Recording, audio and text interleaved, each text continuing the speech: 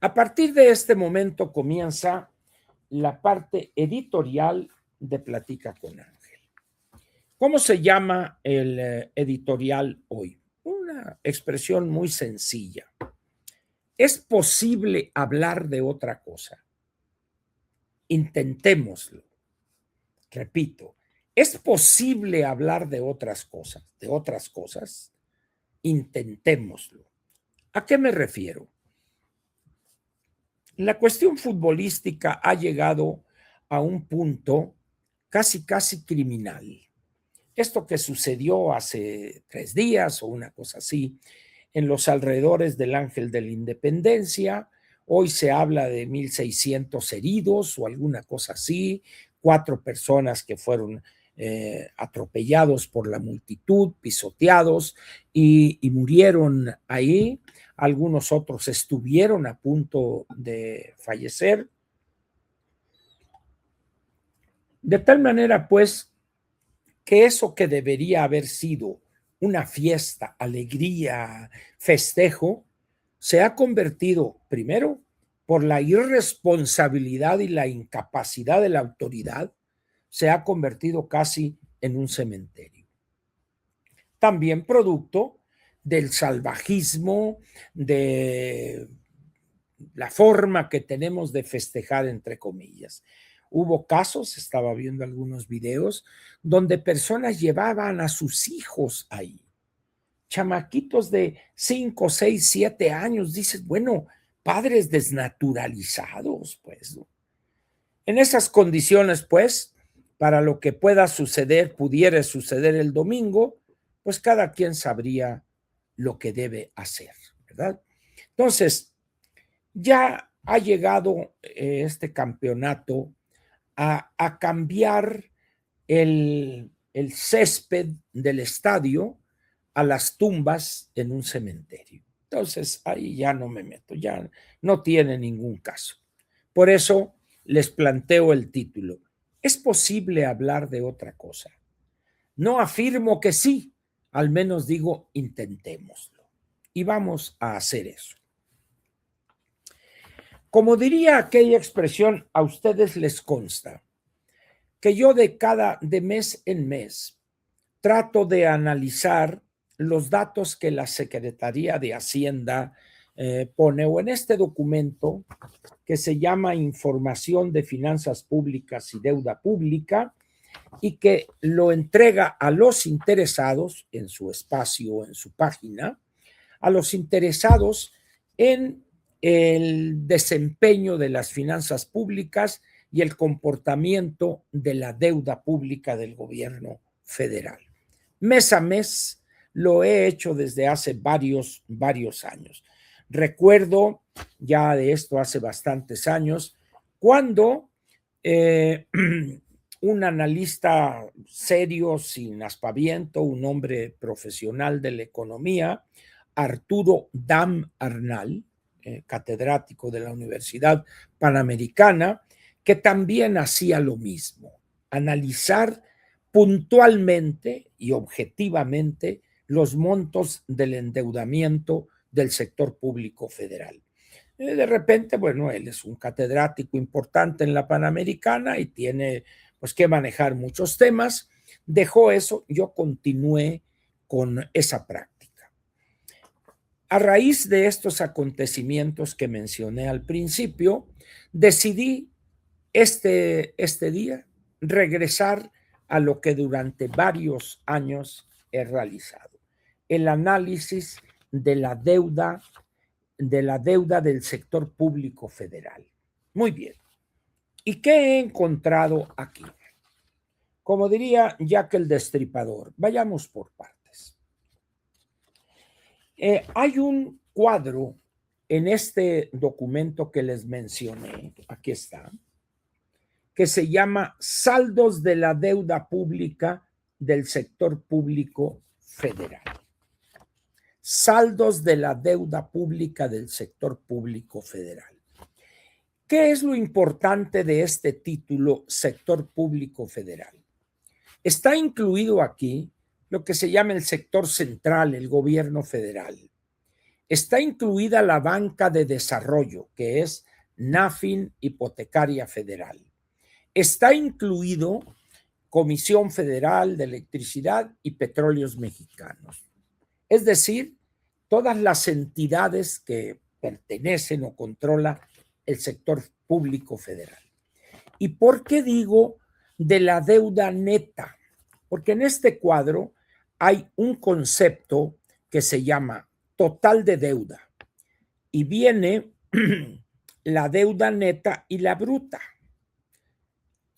Ahí hay una resta que se hace porque el gobierno federal tiene en algunas entidades bancarias o financieras depósitos. Es decir, esa no es deuda, ese es un activo del gobierno federal. Entonces, al total de la deuda le resta eso y por eso, como dirían algunos contadores, está neteado este saldo que le voy a dar. Muy bien. En el caso de la deuda de un gobierno, es un error tomar un solo año o un solo dato y extraer conclusiones. El análisis serio, objetivo, no funciona de esa manera. Hay que tomar un periodo importante, relevante para el análisis y ver la tendencia que se genera ahí. Para este fin, para mí, el periodo relevante es desde noviembre del 2018, o si gusta usted, el 31 de diciembre del 2018, un mes después de que terminó el gobierno del licenciado Enrique Peña Nieto y le entregó el gobierno a Andrés Manuel López Obrador. Y de ahí tomo como punto de comienzo, el comienzo del análisis, de diciembre del 18 y para tener años completos a diciembre del 25, es decir, 7 años completos. ¿Y por qué incluyo ahí el año 3 meses de la anticientífica?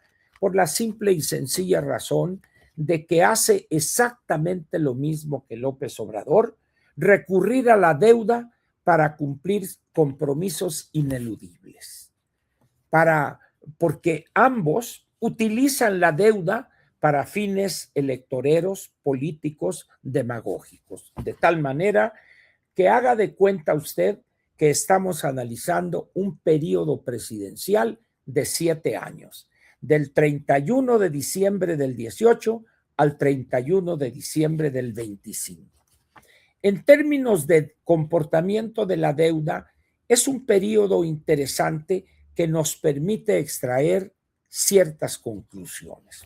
Y vamos pues, en diciembre del 18, cuando la diferencia entre noviembre del 18 y diciembre es relativamente pequeña, ¿verdad?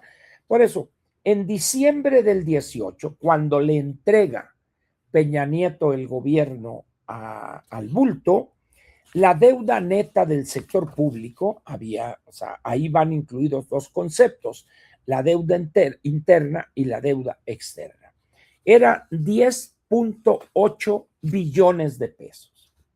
Al 30 de noviembre era 10.7 billones de pesos. Por eso la diferencia, como le digo, entre noviembre y diciembre del 18 es mínima, son escasamente 100,000 millones de pesos. Muy bien.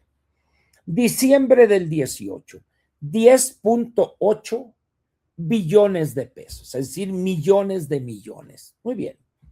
Para diciembre del 25, es decir, 7 años completos después, ya ese monto de la deuda neta ya era de 18.9, 18.95, es decir, si quisiéramos cerrar a enteros, tendríamos 11 contra 19. En diciembre del 18, en vez de 10.8, diríamos 11 billones de pesos, y en diciembre del 25 diríamos 19 billones de pesos. Muy bien. En estos 7 años se pasó de ese 10.8 y fue creciendo la deuda. Fue creciendo hasta llegar a diciembre del 25 a 19 billones de pesos. Eso es un crecimiento del 75% del diciembre del 18 a diciembre del 25, en 7 años. Pero como nos interesa ver el comportamiento anual a cierre de periodo, hacemos un simple cálculo ahí relacionado con el interés compuesto y encontramos que el porciento promedio anual en esos 7 del crecimiento de la deuda neta fue 8.3%. Alguien dirá, Ángel, 8.3% es muy bajo ese porcentaje, ¿sí? El único problema es que el crecimiento de la economía en esos 7 años escasamente fue del 0.7, 0.8, siendo benevolente. Es decir, que estos dos gobiernos, los 5 años, 10 meses del bulto y el año 3 meses, para no meter 2026, de la anticientífica, estamos hablando de un incremento anual del 8.3%, es decir, 10 veces lo que ha crecido la economía. Entonces, la pregunta obvia que surge aquí, ¿en qué se gastó toda esa deuda? Porque la deuda, en ciertos casos, tiene un aspecto positivo cuando se invierte en infraestructura, en aquellas obras que van a permitir una corriente de ingresos para el gobierno federal o para la economía en su conjunto. Pero repito, en 7 años, la deuda creció 8.3% anualmente. 8.3%. Y la economía creció en esos 7 años alrededor del 0.7.8.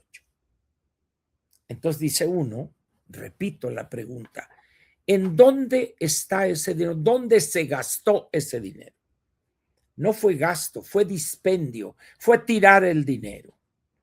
Primero, hubo 2 elecciones presidenciales ahí.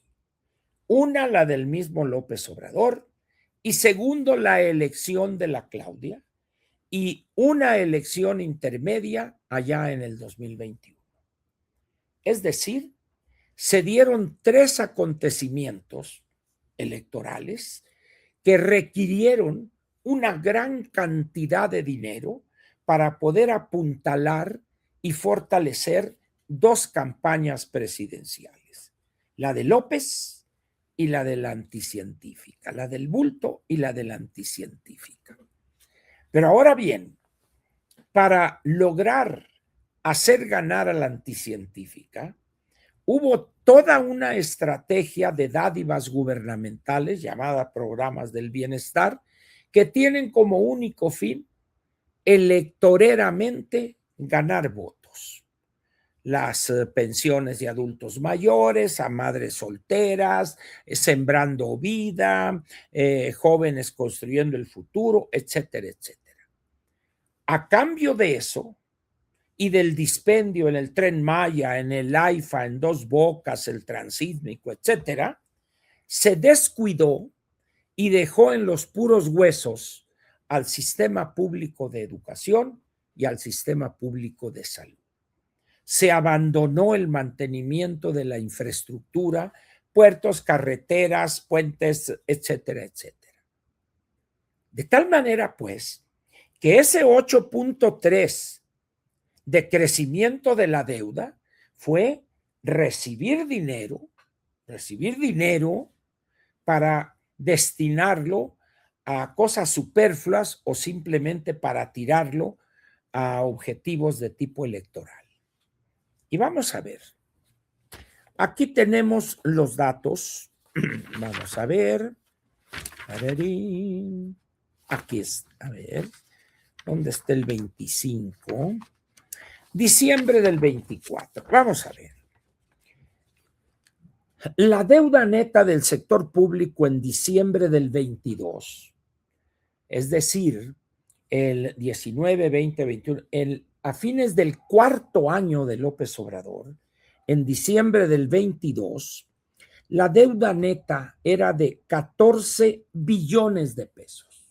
14. Muy bien.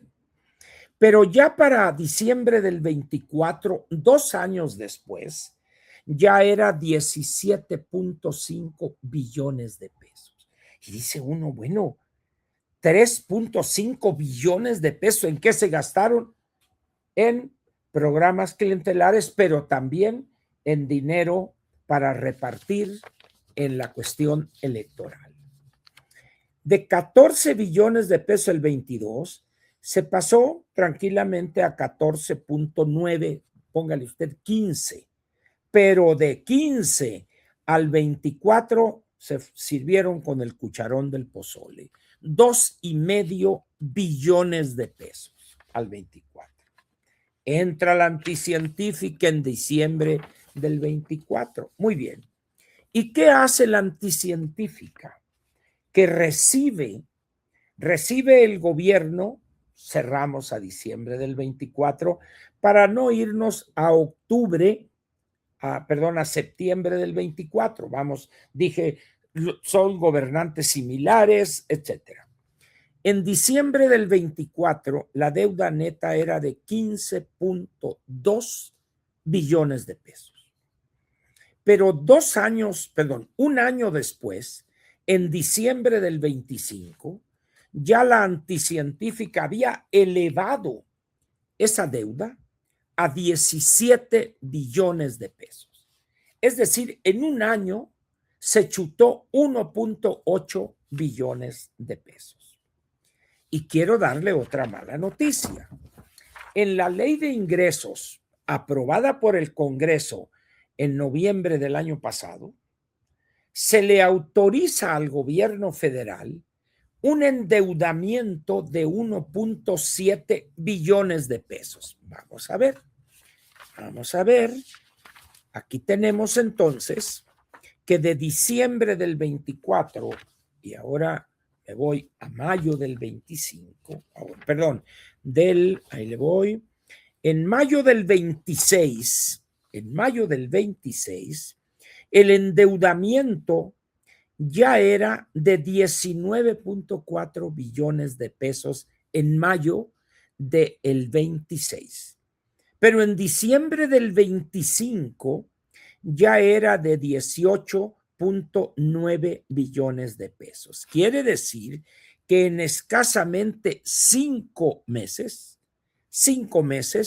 este gobierno de la anticientífica se ha gastado, ha pedido deuda por casi $500 millón de pesos. Y apenas van 5 meses. Estamos entonces ante una situación donde estas cantidades que le he dado aquí, en este cuadrito que hice a mano, un rancherón, ¿verdad? Dice diciembre de 18, 10.8 son billones de pesos. Diciembre del 25, 18.9.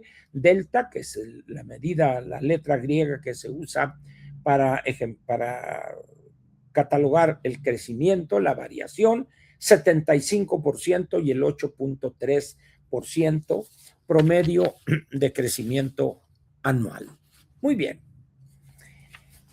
¿Esto dónde va a parar y cuál es su importancia de esto? No sabemos dónde va a parar. ¿Por qué? Porque el Congreso, todavía esta legislatura, que le va a autorizar la ley de ingresos para el año 27, ojo, año electoral, va a aprobarle lo que presente la anticientífica en su iniciativa de ley de ingresos. Perfecto. Muy bien. Pero aquí sucede algo muy curioso. Vámonos ahora a fines del 23, principios del 24. El único loco que planteaba la prioridad debe ser el Congreso. La prioridad debe ser el Congreso, específicamente diputados, porque en diputados ganar la mayoría absoluta se impide o sea, cualquier reforma de tipo constitucional. Y segundo, se controlaría el presupuesto. Y automáticamente tampoco la ley de ingresos se podría aprobar sin la participación de la Cámara de Diputados, porque controlaríamos la mayoría absoluta. No, hombre, siguieron los mismos de siempre, cartuchos quemados, etcétera, y los resultados están a la vista. Si hubiésemos ganado la Cámara de Diputados, no hay que decir es que si bien, pero se les dijo, pues, durante meses a ustedes les consta. Yo decía aquí, el Congreso, señores, por favor, el Congreso, no habría habido reforma judicial, por ejemplo, para empezar. Estamos entonces ante una situación donde para poder pagar el servicio de la deuda el año próximo, porque en 7 años pasamos de 10.8 billones de pesos a 19 billones de pesos 7 años después. Y para el año próximo, es decir, a diciembre del 27, vamos a andar en las vecindades quizá de 21 billones de pesos. Lo que va a demandar para las finanzas públicas tomar del presupuesto de egresos de la Federación una cantidad muy grande de recursos para pagar los intereses y comisiones de ese altísimo endeudamiento. ¿Y por qué digo altísimo? Porque estamos en una economía estancada. Si la economía estuviera creciendo al 3,5, 4, 4,5%, ni preocuparnos. Pero al estar creciendo 0.7, 0.6, y les doy otro dato nomás para documentar su pesimismo. Tengo aquí la carátula de este interesantísimo documento que da a conocer mes a mes Banco de México, que se llama Encuesta sobre las expectativas de los especialistas en economía del sector privado, junio del 26. Nos dicen estos especialistas que la proyección para el Producto Interno Bruto para el 2026 va a ir en un rango, en junio va a ser de 1.07. 1.07 para este año. Y para el año que viene, el 27, sería 1.8. Es decir, prácticamente un estancamiento de la economía que ya lleva 8 años. En esas condiciones, va a caer el empleo formal como lo está haciendo a la fecha. Habrá menos ingresos para el sector público, pero habrá la necesidad de mayores egresos. ¿De dónde va a obtener el gobierno federal esos ingresos? Si la economía no está creciendo, si la inversión ha caído, ¿de dónde va a salir? De deuda. Ahora bien, ¿cuánto tiempo van a aguantar las calificadoras manteniendo el grado de inversión de la deuda del gobierno federal y de entidades como Pemex, CFE, etcétera? ¿Cuánto tiempo la podrá mantener? Muy poco tiempo. ¿Y eso qué generaría? Una situación de crisis de tal manera que la elevación en el precio de esa deuda, en el precio, es decir, la tasa de interés, sería, como diría el clásico, mortal de necesidad. Ahora bien, ¿preocupa esto a los actores políticos? No. ¿Hablan de este tema? Tampoco. ¿Por qué? Porque a nadie le conviene que se digan estas cosas. Y no he metido aquí el problema de los sistemas públicos de pensiones. ¿Para qué echarle sal a la herida? Les doy los datos para este año, muy gruesos. Pensiones de los adultos mayores, prácticamente 500,000 y pico de millones de pesos. Junto con los demás programas del malestar, que les llamo yo, van a rondar en 700, 800 mil millones de pesos, todos juntos, que madres solteras, que ninis, que esto, que el otro, pónganle 700,000 con pensión de adultos mayores y los otros. ¿Ese es todo el gasto en pensiones? No, porque el gobierno federal es el responsable de pagar las pensiones de la ley del 73 del Seguro Social. ¿Y qué tenemos ahí? Este año se proyecta una cantidad cercana al billón y medio de pesos, 1.477 mil millones de pesos. Eso quiere decir que si sumamos esos dos rubros, tendríamos que tomar del presupuesto de egresos de la Federación para este año, que es 10.1 billones de pesos, prácticamente 2 billones, el 20%. De ese tamaño es el boquete que estamos generando. ¿Le preocupa a la anticientífica? Le vale. ¿Le preocupa al secretario de Hacienda y dice, señores, vamos? No, hombre, callado el inútil este que está ahí. Pero ojo, le preocupa a los partidos políticos, a los 6, no nomás a los de la oposición. Ha dicho algo, ahora la nueva, esta señora, pobrecita, qué bárbaro. Yo no sé cómo a alguien se le ocurre que esa mujer puede dirigir un partido como Morena, pero en fin, allá ellos, ¿verdad? Pero luego tenemos, en el caso del verde ecologista, ¿han escuchado ustedes alguna declaración, alguna posición del verde sobre este problema? No. El Partido del Trabajo, menos, por supuesto. De Movimiento Ciudadano, tampoco. Nos dicen que el pleito entre este señor, que el que anuncia pasta dental, de los dientones, el fosfo, etcétera.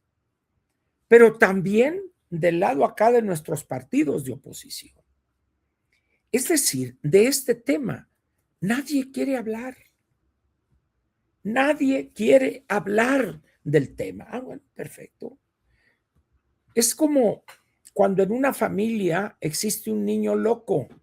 Nadie habla de él, allá escondido. Pero eso no quiere decir que no exista ese loco. Es lo mismo aquí. Señores, esto no puede mantenerse indefinidamente. Estamos llegando al final del camino. Esto no es nuevo, Macario lo ha dicho muchísimas veces. Yo también. Pero lea usted a otros analistas. Es que la democracia, la debilidad de la democracia, y es que nosotros llegamos a revolucionar la vida democrática.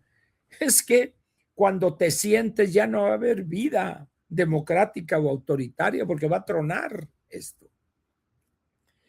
El problema de las cifras son problemas muy bonitos porque los números no tienen preferencia ideológica. Los números ahí están. Y Hacienda no puede ocultar eso. Obligadamente Hacienda tiene que dar a conocer con rigor técnico este tipo de datos o este tipo de información. Ahora, cuando uno lee varias publicaciones, todo el mundo está preocupado por esto. Y es nota tras nota, consultoría tras consultoría. Y el gobierno federal, no nos va a afectar esto de las revisiones anuales. Vamos bien, muy bien, y vamos a ganar el campeonato y cosas así. Mientras la realidad de las finanzas públicas avanza en su deterioro. Yo le planteo entonces a usted un escenario. No sé qué probabilidad tenga de concretarse, pero vamos a ver. Tenemos ahorita, nos dicen, alrededor de 12 o 13 millones de mexicanos mayores de 65 años que reciben 6,400 pesos bimestrales. Si lo llevamos a mes, 3,200 pesos mensuales. Muy bien. De acuerdo con las estadísticas demográficas, el país tiene cada año alrededor de 385, 390 mil mexicanos que cumplen 65 años. Es decir, que tendrían derecho a recibir esa pensión o esa ayuda o como quieran ustedes. Muy bien. Si nosotros multiplicamos una cosa muy sencilla, saco mi calculadora, vamos a ver. Vamos a suponer que tenemos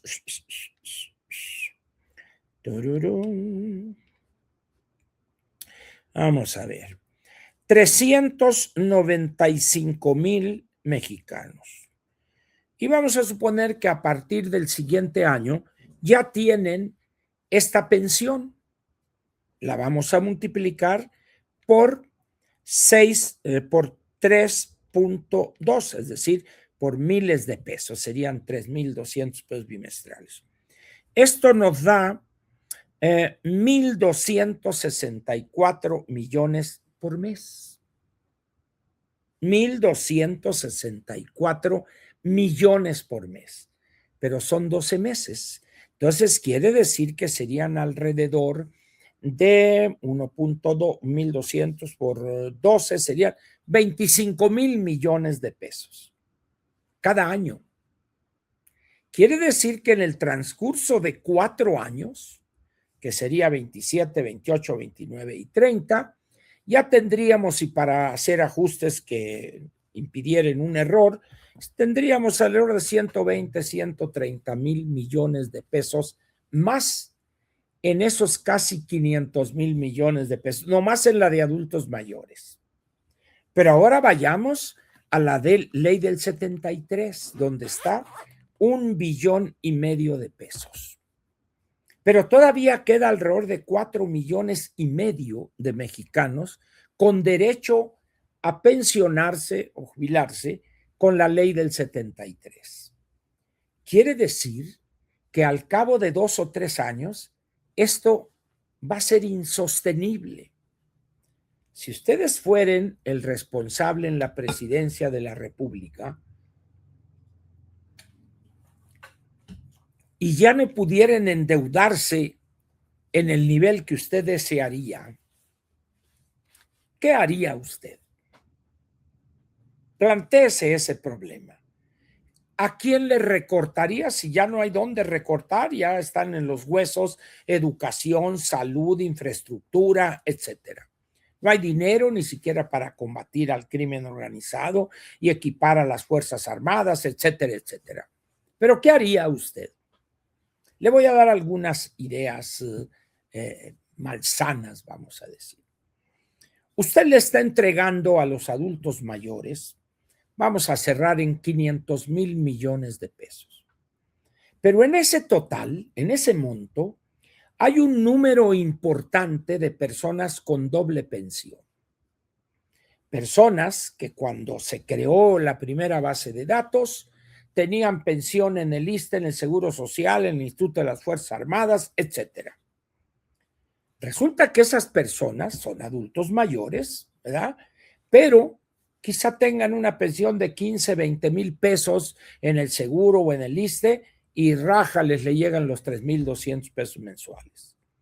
Monterrey es un espectáculo cada mes o cada bimestre donde llegan señoras emperifolladas con chofer a un lado de la sucursal del Banco del Bienestar a cobrar su pensión de adulta mayor de 6,400 pesos. Eso lo pueden recortar de inmediato. Y eso vamos a suponer que les significare un ahorro de 150,000 millones de pesos. Y luego le corta por acá, le corta por allá, y ya juntó usted entre que se detiene estas babosadas del Tren Maya, estas locuras de los trenes de pasajeros, y ya usted detiene la erogación de alrededor de 400,000 millones de pesos. Con eso haría maravillas para la adquisición de medicamentos, para actualizar los programas de mantenimiento hoy abandonados, de hospitales, de consultorios, etcétera, etcétera, etcétera. Pero eso, ¿qué significaría? Que con toda seguridad Morena perdería la elección en el 2030, pero se salvaría el país. ¿Qué haría usted? ¿Preferiría usted hundir el país a cambio de ganar la elección y tener un cadáver insepulto que gobernar? Esa es la pregunta que debería la clase política estarse haciendo. Ahora bien, ¿qué tenemos ahorita en la lucha política? Tenemos señalamientos sistemáticos permanentes de el carácter criminal delictivo de este gobierno. Ya hasta la saciedad hemos escuchado el carácter de este narcogobierno, narcopolíticos, etcétera. Perfecto, eso vamos a decir que eso ya lo procesó buena parte de los ciudadanos. Pero ¿quién se ha puesto a hablar con seriedad de este tema que estamos aquí tocando? Nadie. ¿Por qué? Es una pregunta válida esa. ¿Por qué no se habla de eso? Miren ustedes, acaba de dar a conocer hace unos cuantos días el Partido Acción Nacional un documento de 111 propuestas, que son las ideas o las propuestas de Acción Nacional pensando en el 2027 y con seguridad en el 2030. Un documento por demás importante. Bueno, hoy, ante la imposibilidad de encontrarlo por otra vía, entré a la página del Partido Acción Nacional. Voy a conceder que por mi incapacidad en el manejo de estos aparatos del demonio, no pude tener acceso a ese documento para imprimirlo y poder revisarlo con detenimiento.